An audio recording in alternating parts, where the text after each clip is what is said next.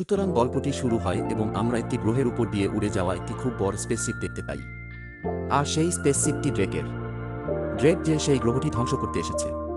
তারপর ড্রেক একটি laser machine ব্যবহার করে সেই গ্রহটি অল্প সময়ের মধ্যেই ধ্বংস করে দেয়।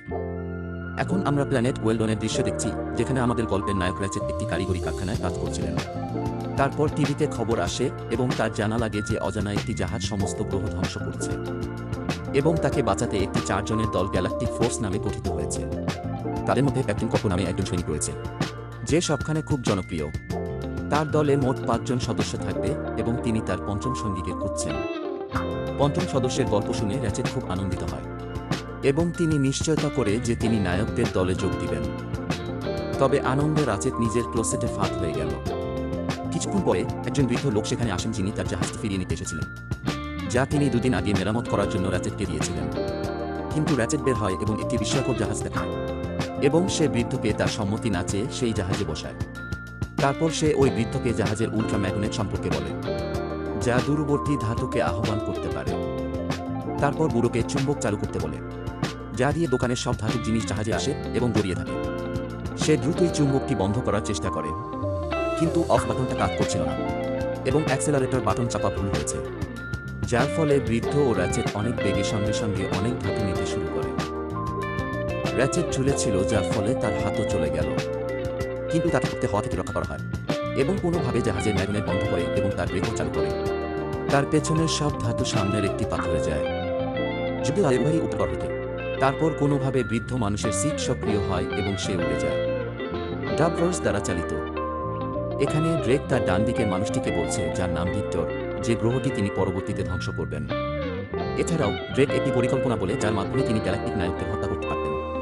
ভিক্টর ড্রেককে বলে যে তার কোনো সেনাবাহিনী নেই, যেটি দিয়ে তিনি নায়কদের সঙ্গে লড়াই করে, এবং যদি তারা এভাবে লড়াই করতে চান তাহলে নিশ্চিতভাবে হার মানে ফিরে আসবে।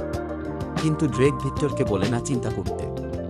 তারপর আমরা দেখি র্যাচেট তার দোকানের মালিকের অনুমতি নিয়ে সেখানে আসে। পঞ্চম নায়ক কোথা থেকে নির্বাচিত হবে তা কোনো উপায় হবে। ডাবভার্স শক্তিতে চলে। আমি কামনা করি যে তিনি পঞ্চম নায়ক নির্বাচিত হয়েছে, কিন্তু খুব দ্রুত র্যাচেটের সব স্বপ্ন ভেঙে যায়, কারণ ক্যাপ্টেন কর্কো র্যাচেটকে তার ছোট শরীর দেখে প্রত্যাখ্যান করে। ডাবভার্স দ্বারা চালিত। একই সময়ে ড্রেকের ডগ নেফারিয়াস ড্রেক রোবট তৈরি করে এমন একটি কারখানা দেখায়।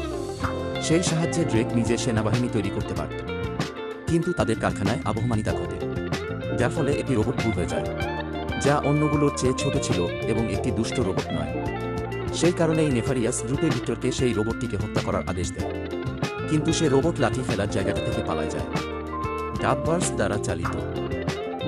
কিন্তু তখন ভিক্টর সেখানে আসে এবং সেই রোবটের জাহাজ হানা করে তাকে ধ্বংস করে দেয়। একদিকে র্যাচেট খুব দুঃখিত ছিলেন, কারণ তিনি নির্বাচিত হয়নি। সে তাই বাইরে আসে এবং তারা দেখতে শুরু করে, কিন্তু তখনই তিনি কিছু আকাশ থেকে নিচে পড়তে দেখেন। সে দ্রুতই তার কাছে পৌঁছে যায় এবং আমরা দেখতে পাচ্ছি যে এটি সেই রোবটের জাহাজ, যা ড্রেক থেকে পালিয়ে চলে গেছে। তারপর র্যাচেট সেই রোবটটিকে তার দোকানে নিয়ে আসে এবং দেখতে শুরু করে যে এটি কতটা খারাপ। একটা সময় পর সে রোবটটা আবার হাঁটতে শুরু করে আর উঠে দাঁড়াতেই বলে, গ্যালাকটিক হিরোদের তাড়াতাড়ি জানাতে হবে। ডাবভার্স দ্বারা চালিত। কিন্তু তার আগে র্যাচেট তাকে বলে সেই রোবটটি ঠিক করে নিতে এবং তার নাম ক্ল্যাঙ্ক। এখন কিছুক্ষণ পরে র্যাচেটও ক্ল্যাঙ্ককে ঠিক করে এবং তাকে বলে যে সে গ্যালাকটিক হিরোদের বন্ধু, সুতরাং সে সহজেই তাদের সাথে পরিচয় করতে পারে। পরের দিন আমরা দেখি যেখানে গ্যালাকটিক হিরোজ বাস করে সেই শহরে। সেখানে ড্রেকের রোবোটিক সেনাবাহিনী আক্রমণ করে এবং র্যাচেট ক্ল্যাঙ্কের সাথে পথ হাঁটছিল। কিন্তু কিছুক্ষণ পরে র্যাচেট সেখানে পৌঁছে দেখেন যে ড্রেকের সেনাবাহিনী ইতিমধ্যে আক্রমণ করে ফেলেছে। এখন সাহায্য করতে র্যাচেট ভাবছে কি করবেন, এবং নিজে গ্যালাকটিক হিরোরা সমস্ত রোবটের সাথে লড়াই করছিল। যদিও তারা সব রোবটকে খুব ভালোভাবে মেরত, কিন্তু রোবটগুলো তাদের চেয়ে অনেক বেশি ছিল, যার ফলে তারা দেখা দিতে পারবে না। ডাবভার্স দ্বারা চালিত। তারপর র্যাচেট ড্রেকের জাহাজটি আক্রমণ করে। তার মিসাইল জাহাজের দিকে পৌঁছাতে পারে না। এখন ক্ল্যাঙ্ক একটি পরিকল্পনা করছে, যার মাধ্যমে সে সমস্ত রোবটের সেনাবাহিনীকে একবারে ধ্বংস করতে পারবে। এবং তারপরে তিনি র্যাচেটের জাহাজে চুম্বক আছে তা জানতে পান এবং তিনি তাকে তার পরিকল্পনা বলেন। এরপর র্যাচেট জাহাজের ম্যাগনেট চালু করে সমস্ত রোবটের সেনাবাহিনী থেকে দূরে নিয়ে যায়, যার ফলে সব ধাতব রোবট র্যাচেটের জাহাজকে অনুসরণ করতে শুরু করে এবং র্যাচেট তাদের নিয়ে যায় এবং তাদের বড় জাহাজের সামনে আসে এবং চুম্বকটি বন্ধ করে দেয় এবং তা তাতেই থেকে দূরে চলে যায়। সব রোবট তাদের নিজস্ব জাহাজের সাথে সংঘর্ষ করে ধ্বংস হয় এবং জাহাজটি বিস্ফোরিত হয়। ডাবভার্স দ্বারা চালিত।